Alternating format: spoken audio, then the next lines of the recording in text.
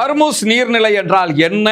அதை மறைப்பதால் ஏற்படுகிற இந்த தட்டுப்பாடுகளை போன்று வேறு என்ன விதமான பாதிப்புகள் உலக நாடுகளுக்கு இந்த யுத்தத்தினால் ஈரானால் ஏற்படுத்த முடியும் என்பதை பார்ப்பதற்கு முன்பதாக ஈரான் எவ்வளவு பிரம்மாண்டமான ஒரு நிலப்பரப்பு என்பதை முதலில் தெரிந்து கொள்ளுங்கள். உலக வரைபடத்தை வைத்துத்தான் அதை நம்ம புரிஞ்சுக்கிற போறோம். இங்க பாத்தீங்கன்னா இந்த ஏரியா முழுவதுமே யெமன்ல இருக்கிற ஹூத்திஸ் உடைய கட்டுப்பாட்டில் இருக்கிறது.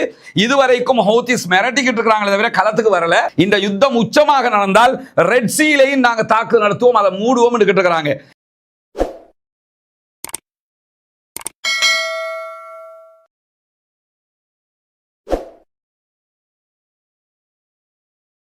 அன்பிற்கினிய சகோதர சகோதரிகளே, நம் அனைவர் மீதும் ஏக இறைவனுடைய அமைதியும் கருணையும் உண்டாகட்டுமாக என்கிற உயரிய பிரார்த்தனைகளோடு இந்த வீடியோவில் ஒரு முக்கியமான சர்வதேசத்தில் இப்பொழுது பேசுபொருளாக இருக்கக்கூடிய ஹார்முஸ் நீர்நிலை தொடர்பாகவும் அதை ஒட்டிய ஒரு மாபெரும் அரசியல் தொடர்பாகவும் தான் பார்க்க இருக்கிறோம். ஏன்னா இன்னைக்கு நம்ம நாட்டில் எல்லா பகுதிகளிலும் பெட்ரோல் கியூ வந்துருச்சு.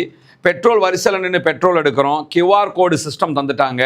இந்தியா உள்ளிட்ட பல நாடுகளில் தற்போது எரிவாயு தட்டுப்பாடு ஏற்பட்டிருக்கிறது. எல்பிஜி அண்டு எல்என்ஜி தட்டுப்பாடு ஏற்பட்டிருக்கிறது. அதே போன்று வங்காளதேசம் இதே மாதிரி கியூஆர் கோடு சிஸ்டத்தை கொண்டு வந்திருக்கிறாங்க. இப்படி பல நாடுகளும் இந்த எரிபொருள் தட்டுப்பாட்டில் சிக்கி தவிக்கின்றன. ஈவன் அமெரிக்கா உட்பட எல்லா நாடுகளுக்குமே ஒரு மாதம் 2 மாதத்துக்கு தேவையான எரிபொருட்கள் தான் அவர்கள் வசம் இருக்கிறது. மற்ற அத்தனையுமே அவங்க தொடர்ந்து வாங்க வேண்டி இருக்கிறது. இப்படியான சூழலில் தான் ஈரானுடைய மையப்பகுதியாக இருக்கக்கூடிய ஹார்முஸ் நீர்நிலை பகுதிகளில் தான் உலகத்துக்கு தேவையான 30% பெட்ரோலிய ஏற்றுமதிகள் நடைபெறுகிறது.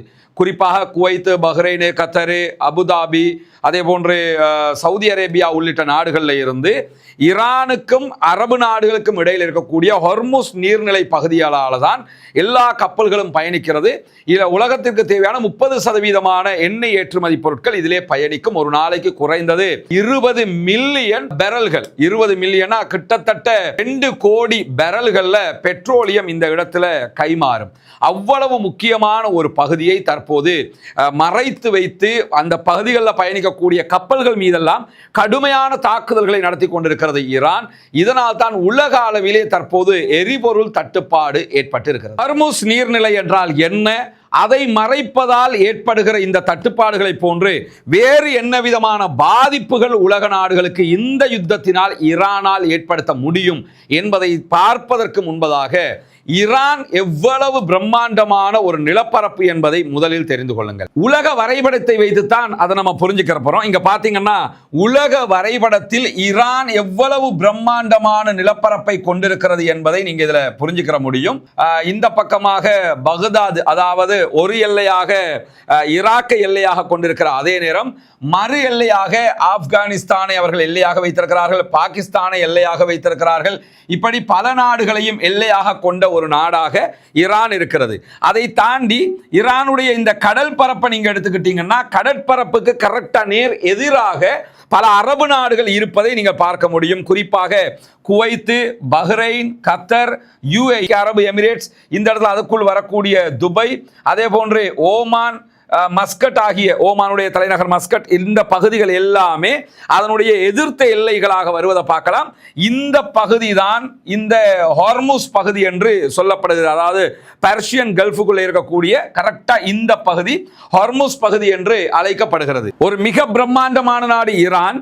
அந்த நாட்டுக்கு நேர் எதிராக இருக்கக்கூடிய நாடுகள் அரபு நாடுகள். இது சவுதி அரேபியா, அதே போன்று இங்க பாருங்க ஓமான் இருக்கிறது, யமன் இருக்குது. இப்படி எல்லா நாடுகளும் இந்த வட்டத்துக்குள்ள வருகிறது. இந்த இடத்துல இங்க ஒரு சின்ன வளைவு இருக்கிறத நீங்க பார்க்க முடியும். அதாவது இந்த பக்கம் ஈரான் இருக்கிறது, இந்த இடத்தை பார்த்தீங்கன்னு சொன்னா சிறியதொரு வளைவு இருக்கிறது. இந்த பகுதி வெறும் 54 கிலோமீட்டர்கள் இடைவெளி கொண்ட ஒரு பகுதியாக இருக்கிறது. இந்த பகுதியை முழுவதுமாக கண்ட்ரோல் பண்ணுகிற வேலையைத்தான் ஈரான் செய்கிறது. இதற்கு முன்பதாகவும் அவங்க இப்படி பண்ணியிருக்கிறாங்க. ஆனா இந்த தடவை பண்ற மாதிரி உலகத்தில் இதுக்கு முன்னாடி அவங்க பண்ணினதே கிடையாது.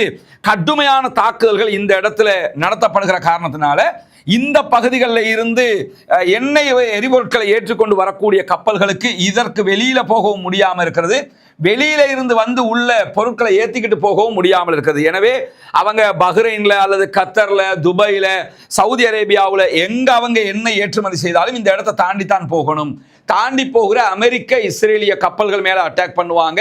அதே நேரத்தில் ஈரானுக்கு எதிராக இருக்கக்கூடிய எந்த கப்பல்களாக இருந்தாலும் அவங்க அட்டாக் பண்றாங்க. இதுதான் தற்போது ஏற்பட்டிருக்கக்கூடிய மிக பெரும் நெருக்கடிக்கு காரணமாக இருக்கிறது. இந்த இடத்தில் இருக்கக்கூடிய இந்த ஒரு சிறிய இடம், இதை மறைத்ததால் தான் இவ்வளவு பெரிய பாதிப்பை முழு உலக நாடுகளும் எதிர்கொள்கிறது. இப்பொழுது இந்த இடத்தை பாதிப்பை தீர்க்கிறதுக்காக உலக நாட்டு ராணுவங்கள் எல்லாம் வாங்க, நம்ம ஈரான்கிட்ட இருந்து இந்த இடத்தை காப்பாற்றணும் அப்படின்னு சொல்லி அமெரிக்க அதிபர் டொனால்ட் ட்ரம்ப் கூப்பிடுறாரு. உலகத்தில் இருக்க எல்லா நாடுகளுக்கும் வரியை விதிச்சு அவனை எல்லாம் படாத பாடுபடுத்தி உலகத்தில் இருக்கக்கூடிய ஒரு மோசமான ஒரு ஆளாக தன்னை மிக தெளிவாக காட்டிக்கொண்ட டொனால்ட் ட்ரம்ப் இப்போ என்ன பண்றாருன்னு கேட்டா, முட்ட முடியாத இடத்துல போய் முட்டிக்கிட்டு மாட்டிக்கொண்டிருக்கும் போது எல்லா நாடும் எங்களுக்கு உறுதுணையா வாங்க அப்படின்னு சொல்லி கூப்பிட்டுக்கிட்டு இருக்கக்கூடிய காட்சியை நம்ம பார்க்க முடியும். பல நாடுகளும் அவருடைய அறிவிப்புக்கு மறுப்பு தெரிவித்துக் கொண்டே இருக்கிறார்கள். நாங்க வரமாட்டோம், நீங்க ஆரம்பிச்சதை நீங்களே முடிச்சுக்கிறோம். காரணம் என்னன்னு கேட்டா, ஹொர்முஸ் நீர்ப்பரப்பை மீட்பதற்காக ஈரானோடு நாங்கள் மோதுகிறோம் என்று வந்தா அவங்களுடைய எல்லா கப்பல்களுக்கும் அவங்க நாடு மேலேயும் ஈரான் ஏவுகணை தாக்குதல் நடத்தினால் தாக்கு பிடிக்க முடியாது என்பதுதான் அடிப்படையாக இருக்கு. இதே நேரத்தில் சீனா உடனடியாக எங்களுக்கு அவங்களுடைய கப்பல் அனுப்பி இந்த இடத்துல ஈரான்கிட்ட இருந்து ஹொர்முஸை காப்பாற்றி எடுத்து உலக நாடுகளுக்கு பெட்ரோல் விநியோகத்தை லேசாக்கிறதுக்கு நீங்க வரலன்னு சொன்னா உங்க நாட்டுக்கு வர வேண்டிய என்னுடைய பயணத்தை பத்தியே நான் யோசிப்பேன் என்றெல்லாம் ஒரு தன்னுடைய விரக்தி நிலை உச்சத்துக்கு போய் டொனால்ட் ட்ரம்ப் பேசுறதை பார்க்க முடியும். இதுவரைக்கும் பிரான்ஸ் இடத்துல இந்த ஹொர்முஸுக்கு வாங்க சண்டை பிடிப்போம் ஈரானோடு சொல்லி கூப்பிட்டாரு. பிரான்ஸ் அதிகாரப்பூர்வமாகவே தன்னுடைய கப்பல்களை அனுப்ப முடியாது என்று மறுத்துட்டாங்க. பிரித்தானியா இதை பற்றி தன்னுடைய நட்பு நாடுகளோடு பேசணும் அப்படின்னு சொல்லிட்டு இன்னும் உறுதிப்படுத்தாம இருக்கிறாங்க. சீனா எந்த பதிலையுமே கொடுக்கல. இன்னும் சொல்ல போனா சீனா ஈரானுக்கு ரொம்ப நெருக்கமான நாடாக இருக்கிறதுங்கிறது நமக்கு தெரியும். ஜப்பான் அவர்களுடைய ஆட்சி முறையை இதற்கு இடம் தராது, நாங்க இதுக்கு வரமாட்டோம் அப்படின்னு சொல்லி தெளிவாக சொல்லிட்டாங்க. அதே நேரத்தில் ஜப்பானுக்கு தேவையான எண்ணெய் முழுவதுமாக 70% இந்த ஹொர்முஸ்ல இருந்து தான் வந்துகிட்டு இருக்குது. பேசாம இங்க அடியை வாங்கிட்டு இருக்கிறது கெடுத்துக்கிற கூடாதுன்னு ஜப்பான் வர முடியாதுன்னு சொல்லிட்டாங்க. அதே மாதிரி ஜெர்மன் ஆதரவு தர முடியாதுன்னு தெளிவா சொல்லிட்டாங்க. ஆஸ்திரேலியா ஆதரவு தர முடியாதுன்னு சொல்லிட்டாங்க. நார்வே ட்ரம்பினுடைய கோரிக்கையை நிராகரிக்கிறோம் என்று தெளிவாக சொல்லிட்டாங்க. தென்கொரியா எந்த முடிவையுமே தர முடியாதுன்னு சொல்லிட்டாங்க. கத்தர் தங்களுடைய ராணுவத்தையோ எதையோ இதற்கு பயன்படுத்த முடியாதுன்னு சொல்லிட்டாங்க. அதே மாதிரி ஐக்கிய அரபு எமிரேட்ஸும் அதே கருத்தை சொல்லி இருக்கிறார்கள். சவுதி அரேபியாவும் அதே கருத்தை சொல்லி இருக்கிறார்கள். இந்த இடத்துல அரபு நாடுகள் ஒரு ஸ்டாண்ட் எடுக்கிறதுக்கான ஒரு அடிப்படை இருக்குதுன்னா, அரபு நாடுகள் தற்போது அரபு நாடுகளுடைய அமெரிக்க தளங்கள் மீது தான் ஈரான் தாக்குதல்கள் நடத்துறாங்க. அப்படி தாக்குதல்கள் நடத்தும் போது அரபு நாடுகள் பதிலடி தாக்குதலை ஈரான் மீது நடத்தினால் அது ஒரு ஷியா சன்னி என்கிற ஒரு சண்டையை தோற்றுவித்துவிடும் என்கிற விதமான ஒரு அச்சம் இருக்கிற அதே நேரத்தில் அமெரிக்காவை நம்பி இருந்தோம், அமெரிக்கா மொத்தமாக நம்மளை கைவிட்டு விட்டது என்கிற விரக்தி நிலைக்கும் அரபு நாடுகள் போய் இருக்கிறாங்க என்கிறதும் இந்த இடத்துல அவங்க தாக்குதல் நடத்தாமல் இருக்கிறதுக்கு இன்னொரு காரணமாக இருக்கு. மூன்றாவது, தாக்குதல் நடத்துகிற அளவுக்குண்டான ஆயுதங்களும் அரபு நாடுகளிடத்தில் ஈரான் இருக்கிற மாதிரி கிடையாது. அதை தாண்டி நீங்க பாத்தீங்கன்னா ஒரு காசா வார் நடந்துகிட்டு இருக்கும் போது இஸ்ரேலுக்கு எதிராக எதையும் செய்யாதவர்கள் இந்த வார்ல ஈரானுக்கு எதிராக அமெரிக்காவுக்கு ஆதரவாக போனாங்கன்னு சொன்னாலே இஸ்ரேலோட சேர்ந்து சண்டைக்கு வந்தாங்கன்னு இஸ்லாமிய உலகத்தில் ஒரு பெரிய குழப்பம் ஏற்பட்டு அரபு நாடுகளுடைய ஆட்சிகள் கவிழ்வதற்கும் வாய்ப்பு இருக்கிறது. அதனாலேயும் என்ன பண்றாங்கன்னு சொன்னா, இந்த யுத்தத்தில் அவர்கள் பங்கெடுக்காமல் பின்வாங்கி விட்டார்கள். இன்னைக்கு அமெரிக்க அதிபர் டொனால்ட் ட்ரம்ப் நீங்களாம் வரணும், அரபு நாடுகளோட சேர்ந்துக்கிட்டு வாங்க சண்டை பிடிப்போம் ஈரானோடு சொன்னாங்க. போய் அவன் வேலையை பார்த்துக்கிட்டு நீ வேற இருக்கிறதுக்குள்ள காமெடி பண்ணிக்கிட்டு இருக்கிற அப்படின்னு சொல்லிட்டு மறுத்துட்டாங்க அரபு நாடுகள் எல்லாமே. ஏன்னா போனா நம்ம ஏற்கனவே சொன்ன அந்த விளைவுகள் கடுமையாக இருக்கக்கூடிய வாய்ப்புகள் இருக்கிறது. இப்படியான சூழல்ல தான் உலகம் முழுவதும் பெட்ரோல் டீசல் எரிபொருட்களுடைய சிக்கல் இங்கே ஏற்பட்டிருக்கிறது. இது இப்பதான் ஆரம்பிக்குது. இதை தாண்டி இன்னும் ஒரு ஆபத்து இருக்கிறது இதே பகுதிகளில். அது என்ன ஆபத்துன்னு சொல்லி பார்த்தீங்கன்னா, இப்ப இந்த வரைபடத்தில் நீங்க பார்க்கக்கூடிய இந்த பகுதி, அதாவது இந்த பகுதியில் தான் ஹொர்முஸ் இருக்கிறது, இது ஈரான், இந்த பகுதி சவுதி அரேபியா. இதே நேரத்தில் இந்த இடத்துல யமன் இருக்கிறாங்க. இங்க பாத்தீங்கன்னா யமன் இருக்கிறது. யமன்ல தான் ஹூத்திஸ் போராளிகள் இருக்கிறார்கள். அவங்க ஈரானுக்கு ஃபேவர் ஆனவங்க. இன்னும் சொல்ல போனா இங்க இருந்து இஸ்ரேலுக்கு 2000 கிலோமீட்டர் தாண்டி ஏவுகணை தாக்குதல்களை எல்லாம் நடத்தினவங்க, நடத்துறதுக்குரிய பலம் கொண்டவங்க. அப்படி இருக்கும்போது இவர்கள் ஏற்கனவே 2015 வரைக்கும் சவுதி அரேபியாவோடு ஒரு நேரடி சண்டையில் ஈடுபட்டார்கள். பிறகு சவுதி அரேபியாவே அவங்களோட சமாதானமாக அதை முடிச்சுக்கிட்டாங்க. ஏன்னா அரம்கோ வரைக்கும் அவங்க தாக்குதல் நடத்திட்டாங்க. இந்த நிலையில தான் காசா வார் நடந்துகிட்டு இருக்கும் போது காசா அப்பாவிகளுக்கு ஆதரவாக இஸ்ரேலுக்கும் அமெரிக்காவுக்கும் எதிராக இவர்கள் இந்த ரெட் சீல வந்த எல்லா கப்பல்களையும் மீதும் தாக்குதல்களை நடத்தி கொண்டிருந்தார்கள். இங்க நீங்க பாத்தீங்கன்னா ஹொர்முஸ் இருக்கிற மாதிரியே இங்க ரெட் சி இருக்கிறது. இந்த ரெட் சீல செங்கடல்ல இந்த ஏரியா வந்து பாபல் மந்தப்னு சொல்லுவாங்க. இந்த ஏரியா முழுவதுமே யெமன்ல இருக்கிற ஹூத்திஸ் உடைய கட்டுப்பாட்டில் இருக்கிறது. இதுவரைக்கும் ஹூத்திஸ் மிரட்டிக்கிட்டு இருக்கிறாங்களே தவிர களத்துக்கு வரல. இந்த யுத்தம் உச்சமாக நடந்தால் ரெட் சீலையும் நாங்க தாக்குதல் நடத்துவோம், அதை மூடுவோம் இருக்கிறாங்க. இன்கேஸ் இந்த இடத்தாலே வர முடியாம இருக்கும்போது தற்போது இந்த இடத்துல பயணிக்கிற கப்பல்கள் மீதும் யெமன்ல இருக்கக்கூடிய ஹூத்திஸ் தாக்குதல் நடத்த ஆரம்பிச்சாங்கன்னா உலகம் இப்பவே பாதி ஸ்தம்பிச்சிருச்சு, மொத்தமாகவே ஷட் டவுன் ஆகி நிற்க வேண்டிய ஒரு நிலை ஏற்பட்டு விடும். அவ்வளவு ஆபத்தான இந்த ரெண்டு பகுதிகளுமே ஈரானுடைய கண்ட்ரோல்ல தான் இருக்குது. இங்க இருக்கக்கூடிய ஹொர்முஸ் அவங்க ஈரான் நேரடியாக கண்ட்ரோல்ல வச்சிருக்கிறாங்க. இந்த இடத்துல இருக்கக்கூடிய பாபல் மந்தப ரெட் சீயை மூடுகிற அந்த கண்ட்ரோலையும் யெமன்ல இருக்கக்கூடிய ஹவுத்திகள் இடத்துல அவங்க கொடுத்து வச்சிருக்கிறாங்க. எனவே இந்த இரண்டுமே ஈரானுக்கு மிகப்பெரிய பலமாக மாறி நிற்கிறது. இதை தாண்டி இந்த அரபு நாட்டுக்காரங்க நினைச்சாங்கன்னா எவ்வளவெல்லாம் பண்ணலாம் தெரியுமா? ஏன்னா அவ்வளவு பலமும் அதிகாரமும் புவியியல் ரீதியாகவும் அமைங்கிட்டு தான் இருக்குது. எண்ணெய் வளம் கொட்டி கிடக்குது, காசு கொட்டி கிடக்குது. புவியியல் ரீதியாக எடுத்துக்கிட்டீங்கன்னா இந்த இடத்துல ஈரானுடைய இந்த எல்லையில இந்த ஹொர்முஸ் இருக்கிறது. எந்த ஒரு உலக நாடாக இருந்தாலும் எங்க கிட்ட கேட்காம ஆட முடியாது பார்த்துக்கன்னு சொல்லி தைரியமாக நின்றுக்கலாம், ஈரான் நிற்கிற மாதிரி. ஆனா அவங்க நிக்கல, ஈரான் நிற்கிறான். அதே மாதிரி தான் இந்த ரெட் சி இந்த இடத்துல இருக்கக்கூடிய பகுதிகள். இதை தாண்டி இன்னும் 2 இடங்கள் இருக்கிறது, அதையும் பாருங்க. உலக வரைபடத்தில் சவுதி அரேபியா இந்த இடத்துல இருக்குது. நாம பார்த்த ஹொர்முஸ்ங்கிறது இந்த பகுதி, அதே மாதிரி பாபல் மந்தப் இந்த இடம். இந்த 2 இடத்தையும் தாண்டி ஈஜிப்டில் சுயேஸ் கால்வாய் என்றொன்று இது இயற்கையாக உருவாகாமல் செயற்கையாக பிரிட்டிஷ் காலத்தில் உருவாக்கப்பட்ட ஒன்றுதான். ஆனா இந்த சுயேஸ் கால்வாயை ஈஜிப்ட் மூடினான்னு சொன்னா ரெட் சீயால யூரோப்பை நோக்கி எந்த ஒரு பொருட்களையுமே கொண்டு போக முடியாது. இங்க நீங்க பாத்தீங்கன்னு சொன்னா இந்த இடத்துல அதாவது கெய்ரோ இருக்கிறது. இந்த சுயேஸ் கால்வாய் இந்த இடம் மூடப்பட்டுடுச்சுன்னு சொன்னா இந்த இடத்தால தான் எல்லா கப்பல்களும் யூரோப்பை நோக்கி மேற்கு பகுதிகளுக்கு வர்றாங்க. இங்க இந்த இடத்தை தாண்டி வரணும். இப்படி வர முடியாமல் இதை மூடிட்டான்னு சொன்னா அது இன்னும் பெரிய அழிவாக, ஒரே நேரத்தில் இதெல்லாம் மூடப்பட்டுச்சுன்னு வைங்க, அவ்வளவுதான். அரபு நாடுகளை மீறி எவனும் ஒண்ணுமே பண்ண முடியாது. இதை தாண்டி இன்னொரு இடமும் இருக்குது. இந்த உலக வரைபடத்தை எடுத்துக்கிட்டீங்கன்னு சொன்னா ஜிப்ரால்டர் என்ற ஒரு பகுதி இருக்குது. மெடிட்டேரியன் சீல இருக்கக்கூடிய ஒரு பகுதி, அதாவது மத்திய தரை கடல். இதை மத்திய தரை கடல் என்று சொல்லுவாங்க. இதுல நீங்க பாத்தீங்கன்னா டர்க்கி இங்க இருக்குது, கிரீஸ் இங்க இருக்குது, அதே மாதிரி இங்க பாருங்க இத்தாலி இருக்குது, ஸ்பெயின் இருக்குது, போர்ச்சுகல் இருக்குது. இந்த நாடுகளுக்கு மத்தியில் மொரோக்கோ இருக்குது. போர்ச்சுகல் அதாவது ஸ்பெயின் போர்ச்சுகலுடைய எல்லையிலையும் மொரோக்கோ எல்லையிலையும் இருக்கக்கூடிய ஒரு பகுதி தான் இந்த ஜிப்ரால்டர்ங்கிற பகுதி. இந்த பகுதி ஒரு சின்ன கேப் ஒன்று இருக்குது. இந்த கேப்ல தாக்குதல் நடத்த ஆரம்பிச்சாலோ அல்லது இதை மூடினாலோ இன்னும் சொல்லனாத அளவுக்கு பெரிய நெருக்கடியை உலகம் சந்தித்து விடும். எனவே இந்த முழு உலகமும் இயங்கக்கூடிய விதமாக மிக முக்கியமான 4 கடல் எல்லை பாதைகள் இருக்கிறது. அந்த 4 கடல் எல்லை பாதைகள் தான் இந்த உலகத்தினுடைய போங்கையே தீர்மானிக்கிறது என்பதை நம்ம கவனத்தில் கொள்ள வேண்டி இருக்கிறது. இங்க பாருங்க ஜிப்ரால்டர். இப்ப சுருக்கமாக ஒரு பார்வையா பாருங்க, மிக தெளிவாக புரிஞ்சிடும். இந்த இடத்துல ஹொர்முஸ் இருக்கிறது. அதை ஈரான் தற்போது மூடி வச்சிருக்கிறதுனால உலகம் முழுக்க இப்ப பெட்ரோல் தட்டுப்பாடு, டீசல் தட்டுப்பாடு எல்லாமே ஏற்பட்டிருக்கு. இரண்டாவதாக ரெட் சீனுடைய பாபல் மந்தப் இந்த இடத்தை மூடுவாங்க, சவுதி எல்லையில யெமன் எல்லையில இருக்கக்கூடிய அந்த பகுதி. மூன்றாவதாக இதை மூட மாட்டாங்க, ஆனா மூடினாங்கன்னா செத்த கதையா போயிடும்.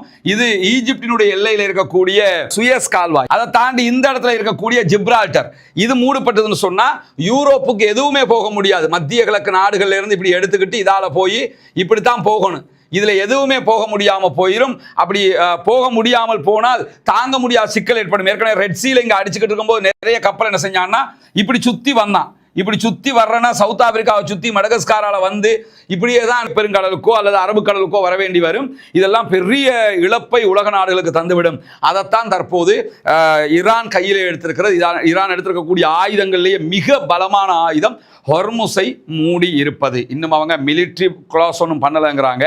மிலிட்ரி பிளாக் எதுவும் பண்ணலைன்னு தான் நேற்றும் அவருடைய ஐஆர்ஜிசியினுடைய தளபதி அறிவிச்சாரு. நாங்கள் இராணுவ ரீதியாக மூடலை, அமெரிக்கா இஸ்ரேல் கப்பல் மட்டும் தான் போகக்கூடாதுங்கிறோம். அமெரிக்கா இஸ்ரேலுக்கு சப்போர்ட்டிவா எவன் வந்தீங்கன்னா அவனுடைய கப்பலும் போகக்கூடாதுன்றோம். எல்லாத்துக்கும் அடிப்போம். ஒரு கப்பல் அழிக்கிறதுங்கிறது பல பில்லியன் டாலர்கள் நஷ்டத்தை உண்டாக்கும். எந்த கப்பலும் போக முடியாது. இப்போ நம்ம நாடெல்லாம் இப்போவே QR கோடு தந்துட்டாங்க, அடுத்து கியூவில் நிற்க ஆரம்பிச்சிட்டோம். அடுத்து என்னென்ன ஆக போகுதுங்கிற கேள்விகள் எல்லாம் இருக்குது. இதுக்கு நடுவில் ஒன்று புரிஞ்சுக்கிறங்க. இந்த சில பேர் உட்காந்துக்கிட்டு கோட்டாபே ராஜபக்சருடைய காலத்தில் இதே மாதிரி தான் பெட்ரோல் இல்லாமல் கியூவில் நின்றோம், இப்போ இவங்களுக்கு ஆட்சி போய் இவங்களும் அப்படி தான் இருக்கிறாங்கன்னு சொல்லி விளங்காமல் பேசிக்கிட்டு இருக்கிறாங்க. இப்போ வந்திருக்கக்கூடிய இந்த கிரைசிஸுக்கும் அனுரகுமார் திசாநாயகிக்கும் சம்மந்தம் கிடையாது. இப்போ பெட்ரோல் வாங்க காசு இருக்குது, கப்பலுக்கு காசை கட்டினா கப்பலில் பெட்ரோல் வந்துட போகுது. ஆனால் பெட்ரோலை கொண்டு வர முடியாது, ஹொர்முஸை மூடி வச்சிருக்கிறதுனால. இப்போ மீதான அமெரிக்காவுடைய தாக்குதல் நிறுத்தப்பட்டால் மட்டும்தான் நமக்கு பெட்ரோல் கிடைக்கும். எவ்வளோ கோடிக்கணக்கான காசு இருந்தாலும் கிடைக்காது.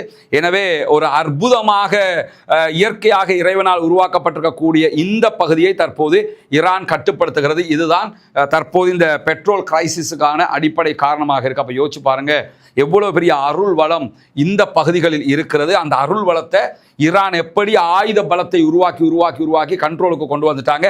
எல்லா அரபு நாட்டுக்காரனும் அமெரிக்காக்காரன் நம்பிக்கிட்டு இருந்தான். ஈரான்காரன் மட்டும் அவனுடைய ஆயுத தயாரிப்புல மும்முரம் காட்டி இன்றைக்கு அந்த ஆயுதங்களூடாக அமெரிக்காவை ஆட்டம் காண வச்சிருக்கிறான். அமெரிக்கா அதிபர் நாம் போய் எல்லாத்தையும் அழிச்சிருவோம் பிடிச்சிருவோம் போனவர் இப்ப எல்லா நாடும் வாங்க சீனா வரைக்கும் கெஞ்சிக்கிட்டு இருக்கக்கூடிய ஒரு நிலை உருவாகி இருக்கிறது. பொறுத்திருந்து பார்ப்போம் என்னவெல்லாம் நடக்கிறது என்பதை. தொடர்ந்து ஆக்கிரமிப்பாளர்களுக்கு எதிராக அமைதி திரும்ப வேண்டும் என்று அல்லாஹ்விடத்திலே பிரார்த்தனை செய்யுங்கள். புனிதமிக்க ரமலானுடைய ஒற்றைப்படை நாட்களை கடந்து கொண்டிருக்கக்கூடிய இந்த சந்தர்ப்பத்திலே அமைதி திரும்ப வேண்டும், ஆக்கிரமிப்புகள் நிறுத்தப்பட வேண்டும், ஈரானுடைய அப்பாவிகள் மீதான தாக்குதல்கள் நிறுத்தப்பட வேண்டும் என்கிற பிரார்த்தனை அல்லாஹ்விடத்திலே முன்வைக்கிற அதே நேரம் இங்கே நீங்கள் இந்த வீடுகளை பார்த்தீங்கன்னா இந்த வீட்டுக்கு எது ஹால் எது கிச்சன்ங்கிற அந்த வித்தியாசமே இருக்காது. அந்த அளவுக்கு அவங்க இருக்கிறத கொண்டு ஏதோ ஒரு வகையில் போய் கொண்டிருக்கிறாங்க.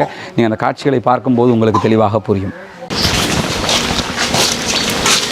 உங்கள் கணவர் நுவரெலி இல்லையா? அப்போ இப்போ தொழிலுக்கு போயிட்டாரா?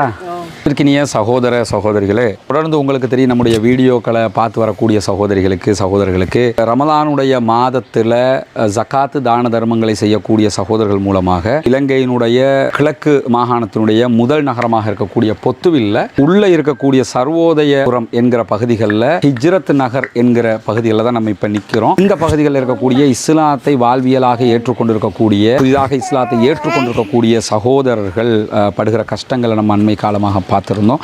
அந்த அடிப்படையில் அவங்களுக்கான வாழ்வியல் இடங்கள் இல்லை, அவங்களுக்கு ஒரு வீட்டு வசதியை ஏற்படுத்தி கொடுப்பதற்கான ஒரு முயற்சியாகத்தான் ஒரு வீட்டு திட்டத்தை அந்த முயற்சியை தான் நம்ம செஞ்சு வர்றோம். அந்த அடிப்படையில் பார்த்தோம்னு சொன்னால் இவங்களுடைய கணவர் புனிதமிக்க இஸ்லாத்தை ஏற்றுக்கொண்டவர் இன்றைக்கு கூலி வேலையாக வெளியில் போயிருக்கிறாரு. இந்த வீடு அவங்களுக்குரிய வீடு கிடையாது, வேறொருத்தவங்களுக்குரிய வீடுகள் தான். இங்கே இருக்கக்கூடிய பெரும்பாலான ஆட்கள் அப்படி தான் இருக்கிறாங்க. ஏற்கனவே பள்ளி தலைவர் நமக்கு அந்த செய்திகளை சொல்லியிருக்கிறார். ஸ்கூலுக்கு போகிற நேரத்தில் நம்ம கொழும்புலலாம் 6:30 மணிக்கு பிள்ளைகளை எடுத்துகிட்டு போயிடுவோம் ஸ்கூலுக்கு போகிறதுக்காக. ஆனால் இங்கே அப்படி போக முடியாது. ஏன்னா அந்த நேரத்தில் யானை நிற்கும். இந்த மாதிரியான பல தொல்லைகளுக்கு மத்தியில் தான் இந்த மக்கள் வாழ்ந்து வருகிறார்கள். எனவே இந்த புனிதமிக்க ரமலானுடைய மாதத்திலே நபிகள் நாயகம் ஸல்லல்லாஹு அலைஹி வஸல்லம் அவர்கள் நிறைய தான தர்மங்களை செய்திருக்கக்கூடிய செய்திகளை நீங்கள் தொடர்ந்து எல்லா பயான்களையும் உரைகளையும் பார்த்து வந்திருப்பீங்க. அதே நேரத்தில் இந்த மாதிரியான மக்களுக்காக வேண்டி இஸ்லாம் நமக்கு தந்திருக்கக்கூடிய ஒரு அழகான வாய்ப்பு தான் ஜகாத்து திட்டத்தில் 8 பேரை இஸ்லாம் நமக்கு வகைப்படுத்துகிறது. அதில் நம்ம இந்த ஃபக்கீர்கள் மிஸ்கீன்கள் இந்த மாதிரி ஆட்களை தொடர்ந்து நம்ம பார்த்துக்கிட்டே வருவோம். அதில் ஒரு பாட்டாக யார் இருப்பாங்கன்னா முஅல்லஃபத்துல் குலூப் உள்ளங்கள் ஈர்க்கப்படுகிறவர்கள் என்கிற ஒரு கூட்டத்தார் இருக்கிறார்கள். அந்த கூட்டத்தாருக்கும் உதவி செய்ய வேண்டிய ஜகாத் நிதிகளை கொடுக்க வேண்டிய தேவை இருக்கிறது. நிறைய தான தர்மங்களை பண்ணுவீங்க. இந்த முறை இந்த ரமலானிலே இந்த மக்களுக்காக உங்கள் ஜகாத்திலிருந்து ஒரு பகுதியை ஒதுக்குங்கள். முன்னால் தெரிகிற நம்முடைய தொலைபேசி மற்றும் வாட்ஸ்அப் இலக்கத்திற்கு நீங்கள் தொடர்பு கொள்ள முடியும். மேலதிக தகவல்களை கேட்க முடியும். நேரில் வந்து பார்க்க விரும்புகிற சகோதரர்களையும் அழைத்து கொண்டு வந்து நம்ம இந்த பகுதியில் காட்டுறதுக்கு நம்ம தயாராக இருக்கிறோம். பார்த்து உங்களால் முடிந்த உதவிகளை நீங்கள் அந்த மக்களுக்காக இந்த திட்டத்திற்காக நீங்கள் முன்மொழிந்து செய்ய முடியும். எப்படியோ இந்த திட்டம் வெற்றிகரமாக நடைபெற்று முடிய வேண்டும். மறவாதீர்கள், ரமலானுடைய இந்த காலகட்டத்திலே அந்த மக்களுக்காக உதவி செய்வோம். ஈமானிய ரீதியாக நாளை மறுமையிலே வெற்றி பெறுவதற்கு முயற்சி செய்வோம்.